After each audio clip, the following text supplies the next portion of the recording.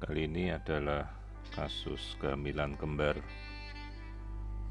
identik yang berasal dari kembar yang saling membelah diri, di mana itu merupakan kembar identik dengan satu telur, satu sperma, sehingga kembar ini hanya terdiri atas sebuah plasenta.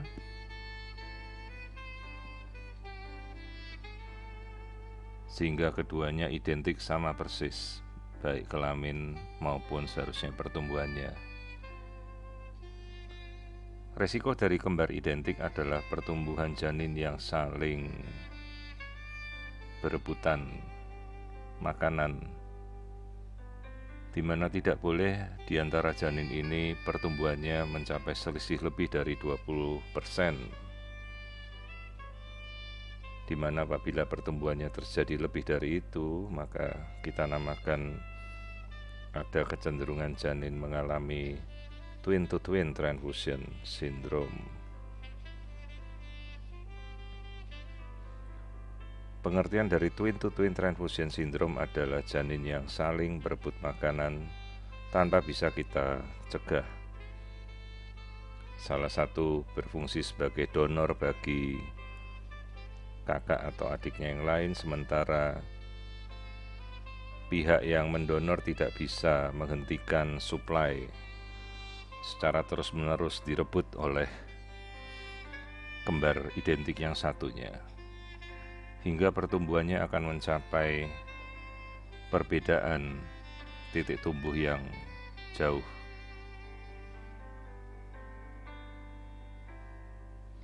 Sementara kembar yang paling berisiko termasuk kembar identik ini adalah resiko terlilitnya tali pusat di antara kedua kembar,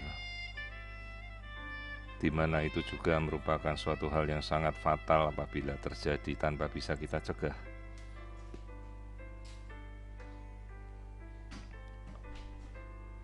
Risiko lain yang dihadapi adalah pertumbuhan pembesaran rahim dari si ibu yang berlebihan karena air ketuban yang sangat banyak pada kelompok jenis kembar seperti ini, sehingga kadang pula terjadi prematuritas pada kedua janin ini sebelum waktunya.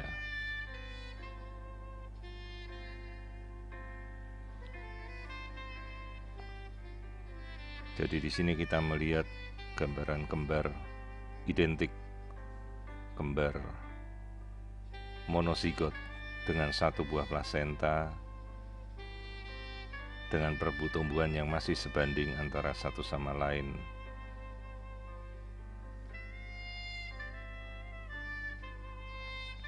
Tidak selalu kembar identik dengan kombinasi seperti ini mengalami kondisi twin-to-twin transfusion syndrome. Ada juga yang keduanya berkembang dengan normal tanpa saling berebut makanan satu sama lain. Sehingga perlu kita jelaskan resiko bahwa kondisi seperti ini kapan saja bisa terjadi, disertai dengan resiko perbedaan tumbuh yang mencolok.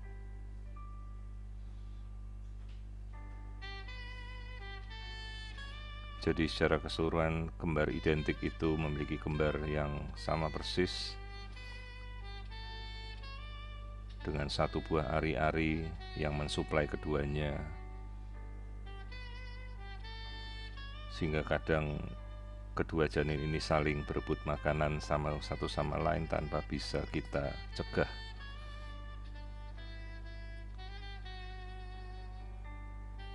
Untuk saat ini pertumbuhan masih terlihat normal. Pertumbuhannya masih mencapai sekitar trimester pertama akhir 14 minggu dengan gambaran yang normal tanpa ada kelainan.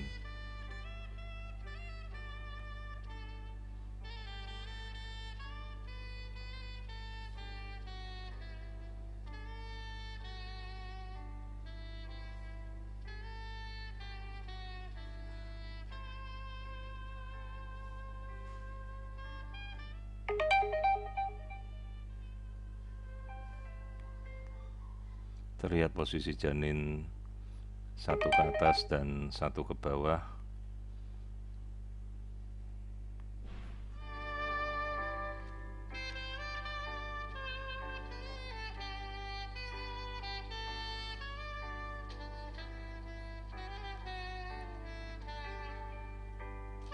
Dengan kedua janin gambarannya terlihat normal tanpa ada kelainan.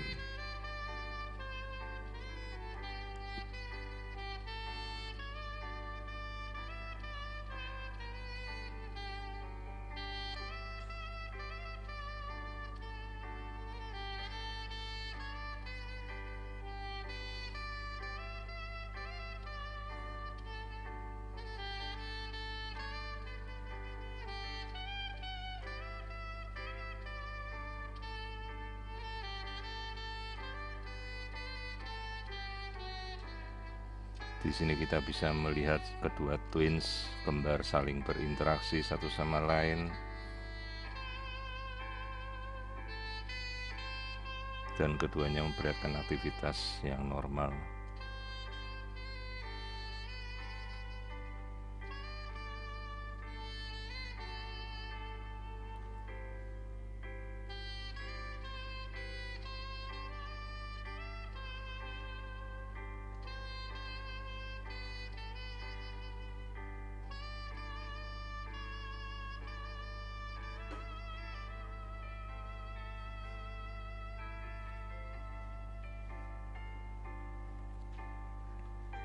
Keduanya mencapai usia sekitar 14 minggu dengan perbedaan hampir sama persis antara keduanya. Jenis kelamin keduanya laki-laki.